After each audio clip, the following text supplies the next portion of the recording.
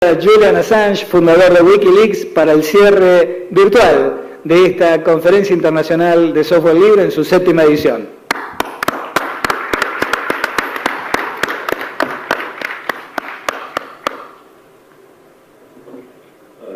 Can everyone hear me in Buenos Aires? Yes, of course. Let me introduce you. Are the translators ready? Okay, we'll try and do this. So this is the first time that I have spoken to people outside the embassy since my internet was cut off. It's a bit unusual for me to be trying to do a talk by telephone, but I like a challenge, so we're going to try and do it. Normal para mí hablar por teléfono así, pero vamos a intentar hacerlo mejor. First of all, thank you to the Computers Workers Union who've put this event together and organized it. I see that quite a lot of universities are involved in Argentina, and there's some interesting people here. It's quite nice to see actually such support for the free software movement and for ideals that I have fought for a long time by the government of Argentina and other institutions within Argentina. Please, Julian, give us just a minute to explain to the public here what is happening exactly. Could you give us a minute? Okay, well, thanks. First of all, let me just introduce myself. Okay. Go ahead. My name is Julian Assange. I'm the editor and founder and publisher of WikiLeaks. I have a technical training. I taught myself to program when I was 13 and became a computer hacker or explorer of the world when I was quite young from Australia. And then developed a lot of free software in different projects and became system administrator and started my own internet service in Australia and writing cryptography programs to protect people and their privacy from spying, and wrote some books about that type of thing, and studied the National Security Agency, and eventually I studied theoretical physics and decided that actually I wanted to try and bring about more education and justice in the world, and that the easiest way for the Democratic primary election between Hillary Clinton and Bernie Sanders principally had been rigged in favor of Hillary Clinton by the committee that runs the US Democratic Party in many different ways, including pushing out fake stories that Bernie Sanders supporters were trying to organize violence, making sure that more of the money went to Hillary Clinton, and so on. When we released those 20,000 emails, we did it in a way which we've become famous for, which is to make a special customized search engine to search them. It's actually quite hard to make a search engine to display and search through email because there's so many broken mail standards and mail programs. So it's quite a lot of work. And it encouraged all the people in the United States and some outside the United States who were interested in the election to sort through them. So this punched a hole in the media censorship that exists in the United States, where 4 of the 5 top TV networks and about 8 of the 9 major publications in the United States are biased in favor of Hillary Clinton. So in response, there was many attacks, and the US DC establishment, which believes that Hillary Clinton will be the winner of the election, tried to find different ways to distract from our publication. They, first of all, tried to say that we supported Donald Trump just because we were criticizing Hillary Clinton. Then they tried to say that actually we were secretly working with Russia to publish this material that was criticizing her, and this was some kind of cyber warfare against the United States. But I have learned from a lot of experience that the best way to deal with these attacks is that you never flinch, you never blink, you just keep on publishing, because every day that you publish is a day that you have the initiative in the conflict. So we continued on publishing the emails of Hillary Clinton's chief campaign manager, which are even more politically interesting than the emails of the Democratic National Committee. I had been exploring what was the connection between Hillary Clinton and her campaign manager and the sale of 20% of all the US uranium to Russia through a company in the United States called Juul Limited. And that was very interesting, and we showed that Clinton's campaign manager had been lying about his investments in this nuclear energy company, and he was very closely connected with a big Canadian mining magnate, and that he had 75,000 shares in this company, and then he moved it into another company secretly controlled by his daughter, and so on. But much more important was that in the investigation we managed to get hold of more than 50,000 emails related to Hillary Clinton's chief campaign manager, John Podesta. So this time we started a different strategy, which was to write an algorithm called the stochastic terminator, which is designed to be unpredictable and to adjust how much it publishes and what it selects based upon what we as human beings suggest to it, but also based upon what it reads in the news. And so it selects the emails to be published and publishes them each day, and we started doing that on the 7th of October. And this really whipped up a crazed hornet's nest atmosphere in the Hillary Clinton campaign and in all the establishments that are backing her. Now, we always had the analysis that Hillary Clinton will win for sure. We've had that analysis from more than 12 months ago. But she has pulled around her every single establishment in the US, the intelligence agencies, the neoconservatives who started the Iraq War, the weapons manufacturers, the big banks and investment companies like Goldman Sachs, most of the middle class, and most of the media. And so now we have all these people, all these establishments trying to defend Hillary Clinton from being exposed as having many corrupt relationships.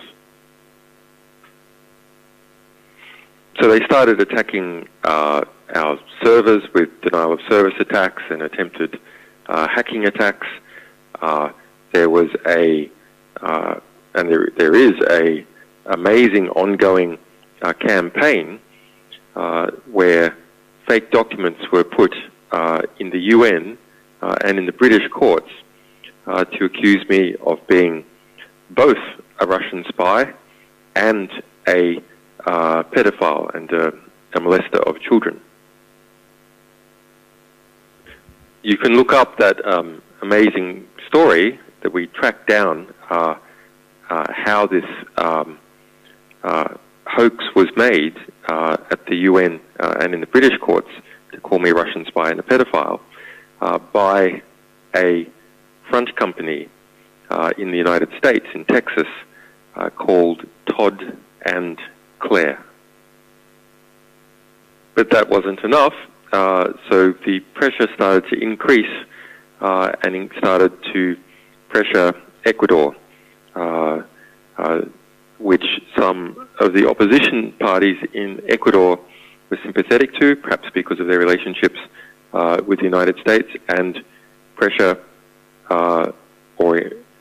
statements made to Ecuador at the political level and at the intelligence level that I needed to be stopped or there would be consequences. But WikiLeaks is a global publisher, publishes 1 million documents a year. We publish from France, Germany, several Norway, Holland, and several other countries, and we have most of our lawyers and staff in the EU and the United States. We don't publish from Ecuador, no particular reason, just the bandwidth is cheaper and the servers are cheaper in Europe rather than in Ecuador. So the United States and United States government, in the form of John Kerry, the Secretary of State, and some other U.S. officials, and the Hillary Clinton campaign, kept putting forth propaganda to say that our publications revealing various forms of corruption and scandal within Hillary Clinton's network was in fact interference in the United States electoral process. But this is not interference in the electoral process. This is the definition of the electoral process, is for media organizations, and in fact everyone, to publish the truth and their opinion about what is occurring. There cannot be a free and informed election unless people are free to inform. So you basically have the Obama administration taking control of parts of the government and using the government to try and shut down critical, true information being revealed and analyzed by WikiLeaks, being read by the American population. So now let's look at it from Ecuador's point of view.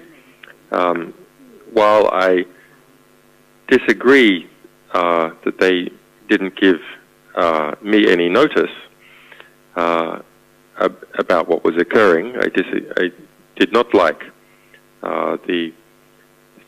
how it was done. I am very sympathetic as to the concern that the Ecuadorian state had. Ecuador, like most states that are not empires, has a policy of non-intervention in the interior processes, including elections, of other states. Now, it makes perfect strategic sense why small states should have such a policy, because if they do not have such a policy, larger states can use that as the excuse to intervene in their affairs or their elections. So here we have a dilemma. On the one hand, WikiLeaks is a publisher that doesn't publish from Ecuador, and it is a publisher. Its duty and its obligation is to publish everything that is true that it can get its hands on about a very important election that is occurring right now in the United States.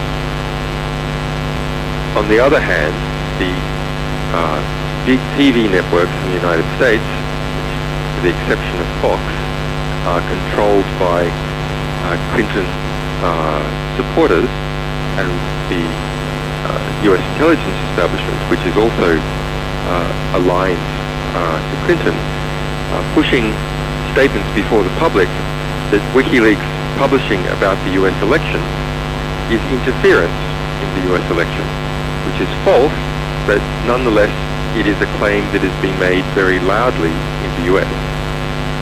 And this claim, although false, could be used to legitimize the United States interfering in Ecuador's election next year. Now, of course, we actually publish from Germany, France, Holland, Norway, and so on. The United States has, as far as we're aware, not tried to apply significant country pressure to those countries. But I am a symbol as the ideological leader of WikiLeaks, and that symbol is being protected as a political refugee by the state of Ecuador. So they think they can go after the symbol, and they think they can bully or try to bully Ecuador because it is a state in Latin America that's not the size of Brazil.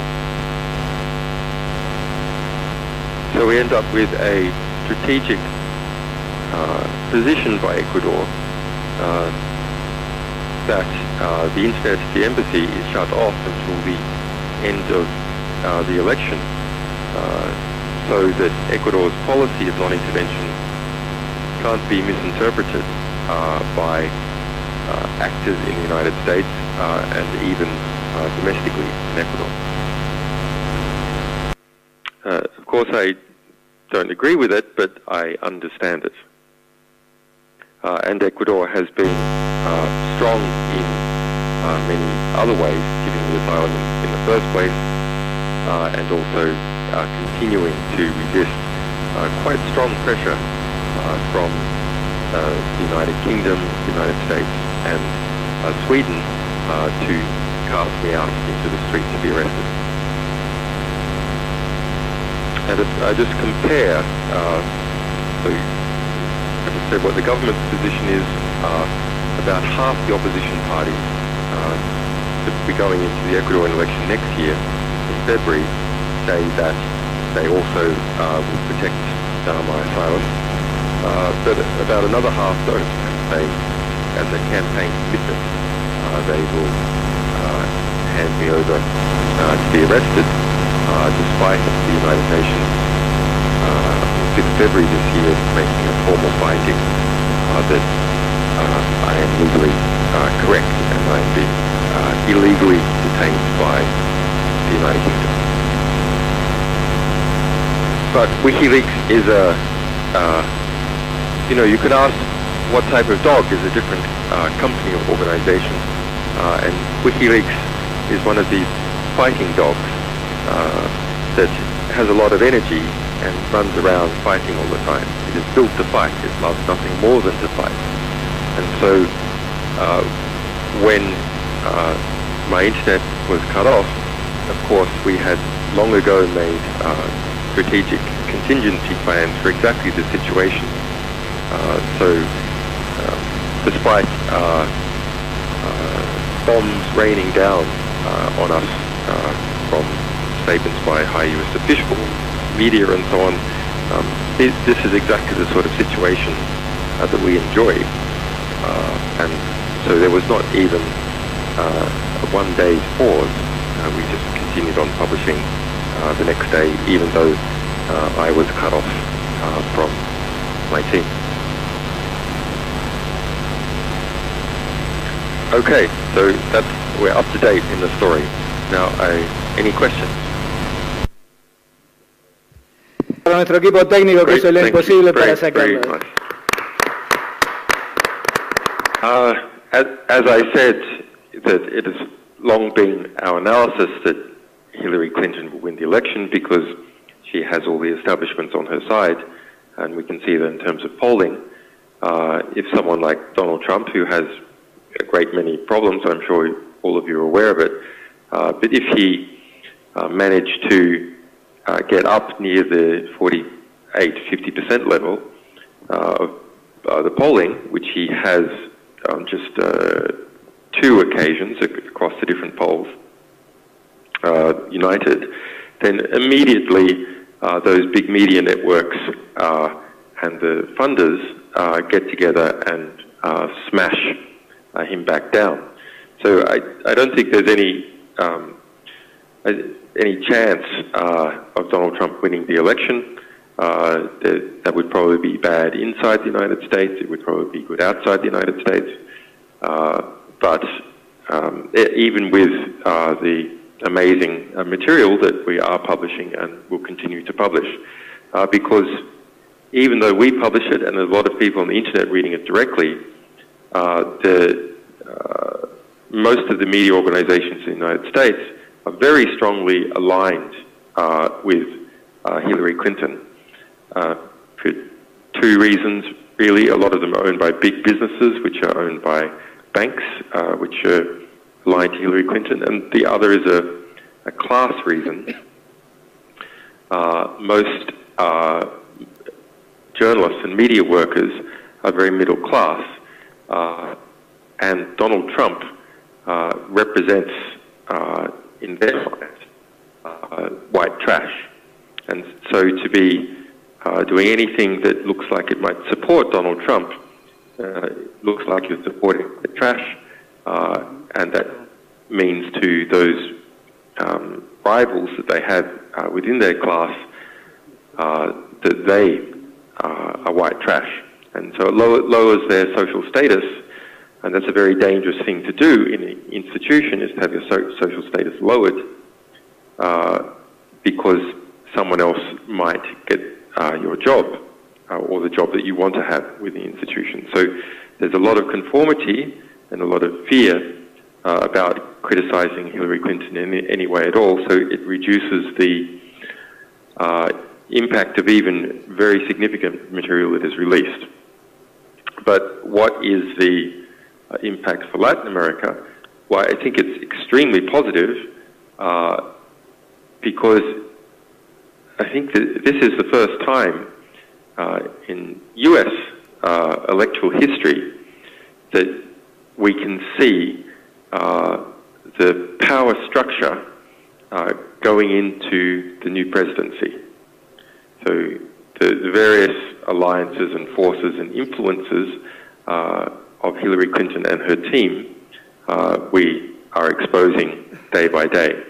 And so that's going to shift understanding of the phenomenon that then everyone has to deal with inside the United States and out. It becomes more predictable, and also the worst excesses of it are easier to contain. As a security expert or former security expert, and someone who's had to continue to understand that in order to protect WikiLeaks and our sources, I think electronic voting is completely crazy. The electronic aspect of it, even if there is cryptography, maybe especially if there's cryptography, makes it so complex that individual peoples and communities can't assess whether it is doing what it says that it's doing. And so it becomes easy to manipulate. Now, even if there are rules to have sophisticated auditors, external auditors auditing what has been done with random checks and so on, we all know the reality that once those rules are set up for auditors, gradually they are defunded, or the auditors get lazy, and they gradually start to disappear, and those people who want to manipulate the system understand the abilities and limitations of the auditors more and more as time goes by. So I think electronic voting is completely crazy for national elections. perhaps for some other things it might be all right, but national elections, where there's real power involved, I think this is mad. On the second part of that question about overseas processing data in the United States and elsewhere, obviously information, if it's in US jurisdiction, is accessible to US authorities. However, that said, it might even be more accessible if it's not in US jurisdiction, because they hack it and steal it anyway. So this issue of the breakdown in areas of jurisdiction or areas of sovereignty is a much broader issue, which is causing a disappearing of effective borders, a blending in or a merging in of different states with each other. There's a lot of benefit to that, but on the other hand, it seems quite likely that the largest, most powerful electronic states, like the United States, maybe like China in a few years, will be able to hold and gather together critically important functions of other countries, and then we'll be able to squeeze these functions, both in terms of obtaining data from them, but possibly more importantly, in terms of demanding fees in court cases, or simply cutting off access.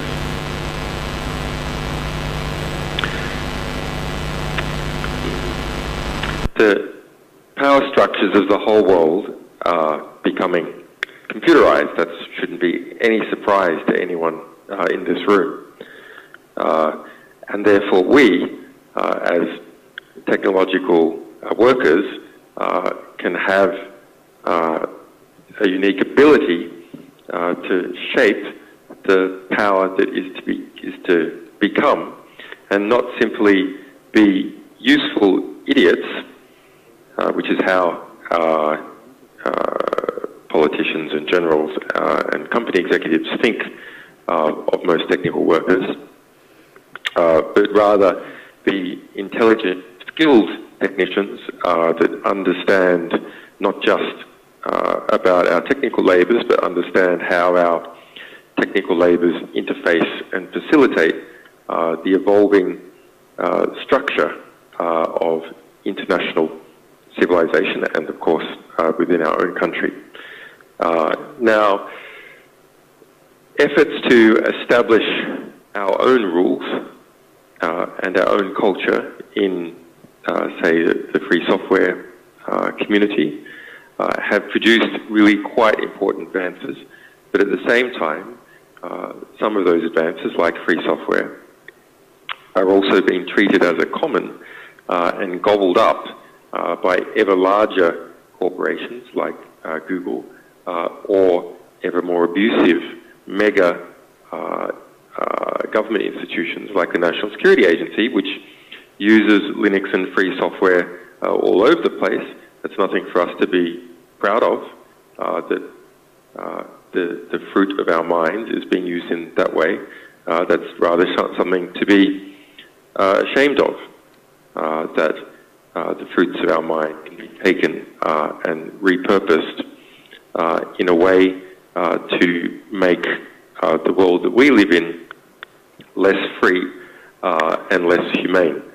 So WikiLeaks is the vision that I had for using my technical skills to do something about some of these problems, but there's many other ways in which one can do it. I think the important thing is to kind of look at what is happening in the world as the rest of the world's power structures coming into our domain, and try and thereby exercise some influence over the situation, rather than seeing our domain as something that is being gobbled up by these existing power structures. So this is a very important question. One of the major power elements in society, one which shapes our thinking about the problems that we have, and our solutions to our problems can only be as good as the clarity of our thinking, is of course the media, the mass media. And we're also shifting into control from social media. So why social media and easy internet publishing has broken through a lot of the censorship on behalf of various establishments that the mainstream media has been performing. At the same time, there is consolidation in the owners of social media that is leading to various forms of censorship. There's a great book that's been published in Argentina. I think it's in Argentina. It's definitely in Spanish, called Wikimedia Leaks, and that is an analysis of the Latin American media, looking at the cables that WikiLeaks published, showing the relationships between the US State Department and the various media oligarchs in Latin America. Now, why did a separate book have to be published on that? Well, because obviously the Clarion Group was not reporting about the Clarion Group, and there also exists a type of truce between the different media owners and even amongst journalists to not report critical information about these groups that, or individuals that you would think would be rivals, but they're too scared to get into a media war with each other, so they tend to censor news that is critical of the media. Now, in the one of the things most remarked on by our recent publications about the DNC and Hillary Clinton's campaign is how many unethical journalists were exposed.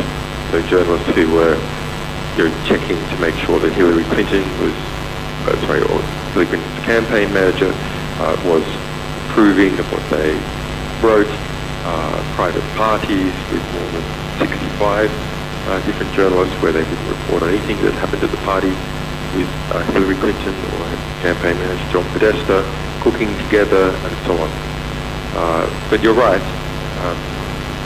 the full archives of the New York Times or the Clarion Group or CNN would make a very big difference to people's opinion and help to understand those power networks.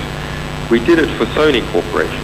Sony Corporation, while it's not a news corporation, is a media corporation. And that showed very interesting things. For example, that Sony tried to do a deal with UK Prime Minister David Cameron